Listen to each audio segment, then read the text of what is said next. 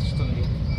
ఈ road safety మంత్లో మనం రోడ్ సేఫ్టీ గురించి అవేర్నెస్ మనం బాగా పోలీస్ డిపార్ట్మెంట్ అండ్ అన్ని రోడ్ ట్రాన్స్పోర్ట్ డిపార్ట్మెంట్ అండ్ అన్ని డిపార్ట్మెంట్స్ ఇది మన రెగ్యులర్గా ఏర్పాటు చేస్తున్నారు. ఎందుకంటే రోడ్ సేఫ్టీ ఉంటే మనమే సేఫ్టీ చేస్తే ఏమి యాక్సిడెంట్ అయితే కూడా మనం సేఫ్ ఉంటాం.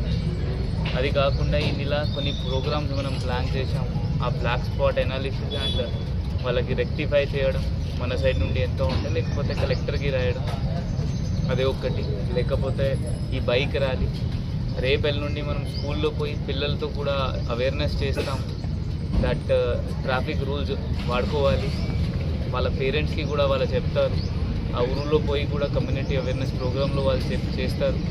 ఇదే సందర్భంగా మనం ఖాకీ కిడ్స్ కూడా ఒక ప్రోగ్రాం ఏర్పాటు చేసాం. దీనిలో కూడా ఒక భాగంలో స్కూల్లో పోయి మన ఒక కానిస్టేబుల్ వాళ్ళ రోడ్ సేఫ్టీ గురించి చెప్తారు. సో దట్ మన ఉద్దేశం ఏంటి అంటే యాక్సిడెంట్స్తో చనిపోవడం కొంచెం తగ్గాలి. ఎందుకంటే మర్డర్స్ కంటే మనం డాటా చూస్తే ఆ మర్డర్ 15-20,000 సంవత్సరంకి అవుతుంది, 20-30,000 అవుతుంది సంవత్సరంకి మొత్తం.